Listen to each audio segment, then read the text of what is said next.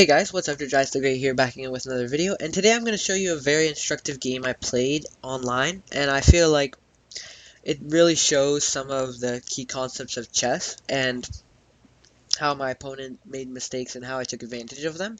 It was a 15 plus 15 minute game online, and I started off with, my opponent started off with e4, I started off with c5, the Sicilian defense, bishop c4, which is a good developing move, attacking the f7 pawn. It's not really the main line, but it's a fine move. And here, the most played move, and the move I played was e6. You simply blunt the bishop. And this is the most popular way to play. You are preparing d5, and the main move here is queen e2, which doesn't make a lot of sense to me. But I guess this position is very uncommon. He played d3, which is just, I think, clearly a bad move, as it just allows d5. And so I just pushed d5, and he took, and I took. And here I think you should definitely play bishop e5 check, because if you go back, this bishop has no future, so after bishop e5 check, I think that bishop d7 is the best move. The engine likes knight c6, but I would play bishop d7, and after bishop takes and either knight takes or queen takes, I feel like this is a pretty interesting game. Probably I would take with my knight, because the knight might come to e5. This is a better game for white, but I like black here because he has a lot of center control and lead in development. But he played bishop b3, which is, I think, quite inferior, as this bishop is now doing nothing for the rest of the game. So I played a normal developing move, knight c3, controlling the d5 square. He played a bad move here. So here, he's only developed his bishop. So a sensible move would be to develop to knight to e2 or develop to knight to f3, and both of those are the engine's top recommendations. Knight to f3 is the second recommendation because he can play bishop g4.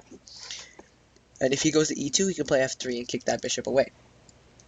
So here he should have developed his knight, but he played c3, which looks to play d4, but knight f3 also looks to play d4. This also creates a square for the bishop, but the bishop wasn't really threatened to be captured. So here I play knight f6, developing a piece. I think this move is very natural. And here my opponent plays another bad move. Again, you should develop the knight somewhere. But he played h3, which is controlling the g4 square, but he needs to develop pieces. He only has one piece developed. And after bishop d6, it looks like I've played a gambit with how much development up I am and how much I control the center. And again, he makes another mistake. Queen f3, developing the queen early. As I went over in the Chess Basics series, you should not do that. And so here, probably I should castle. But on castling, I thought there might be I might lose a pawn, but apparently I don't after 95. Oh yeah, because the queen has to move away from the defense of the bishop, and I take it.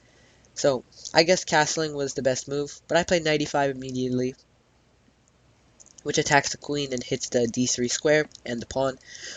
The d3 square is also actually important. So here he should go back to d1, and if he goes back to d1, then I have bishop f5, and so he cannot defend this pawn. If he plays d4, then I play knight d3 check, and his king is coming up the board. If he goes to f1, then I can, if king f1, then I can actually take on f2, and if he takes, I can go knight e4 check, let's say king f1, and knight a4 picking up this. And if he goes king f3, well, he's surely lost after queen f6.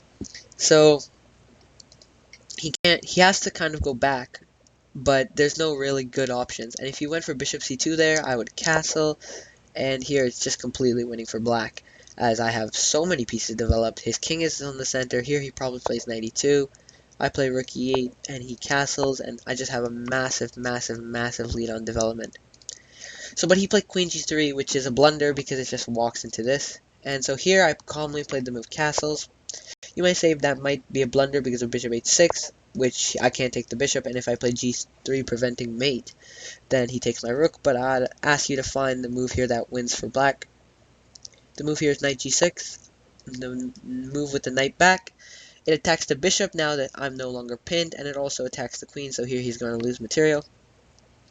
So he played knight e2, and I played bishop f5, attacking the pawn, and here clearly the best course of action is just to castle and continue on with development, give up that pawn, and I would probably take with the bishop or something like that.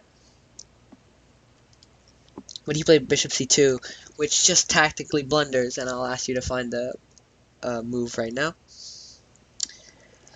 So the move actually is knight d3 check, or knight takes d3 check, attacking the king and the queen, or checking the king.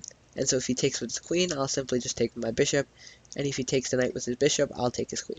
And he took with the knight with his bishop, and I took the queen, and he took on f5. So if we just look here, he did not develop his pieces early. He left his piece on the back rank, played pawn moves, and then he brought his queen out early, which you should never do in the opening. And I developed my pieces more. And after queen d3, I castled, getting my king to safety. He played knight e2, finally developing, and I played bishop f5, completing my development of my minor pieces and also attacking this weak pawn, which he weakened by moving the pawn forward. He developed his pawn, which was greedy, because it now loses because he moved his queen out. So if we look at this, my opponent made a bunch of basic mistakes that even beginners know, but he still made these mistakes, even though he's probably around a 1700 rated player. I played this game on chess.com, that's why I don't have the ratings up. So I took on g3, his queen, bishop takes f5, bishop e5, just bring the bishop back because he would have taken it, and he finally castles. So here he has two pieces, a bishop and a knight for a queen, and of course that's winning, but you still have to prove it. And so here I play rook e8, defending my bishop. Maybe I should have played bishop d6 instead, because this would come out with an attack on the knight, but bishop e5 is a fine move.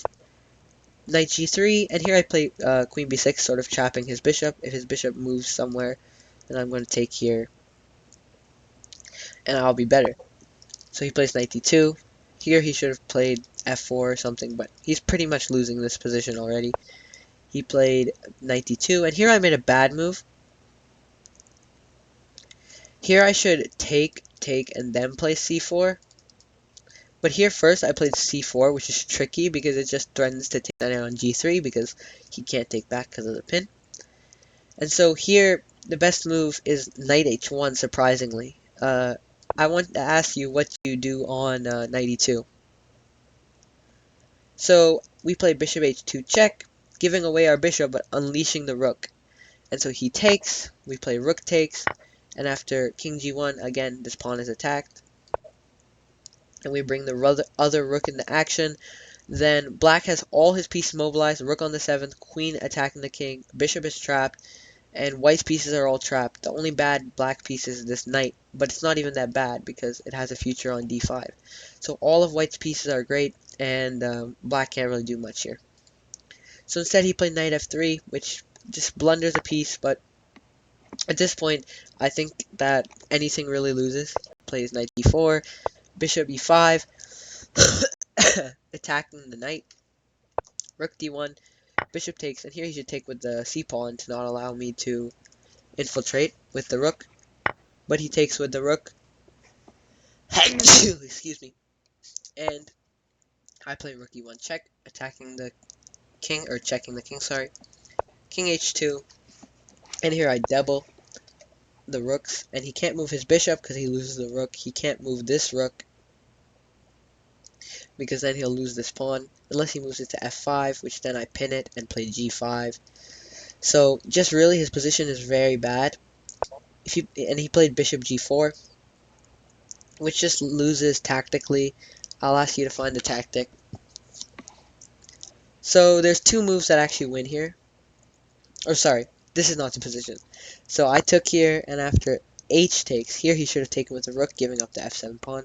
But after h takes, there's one move that wins here. I mean, there's all moves win here, but there's one move that I think clearly wins.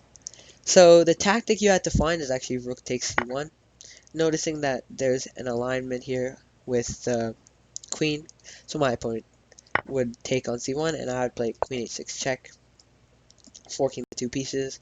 He'd go back, takes, here, check, and if he goes back, then it's mate on 1, and if he goes here, oh, sorry, if he goes to g6, then I'm sure I have some sort of good move or something.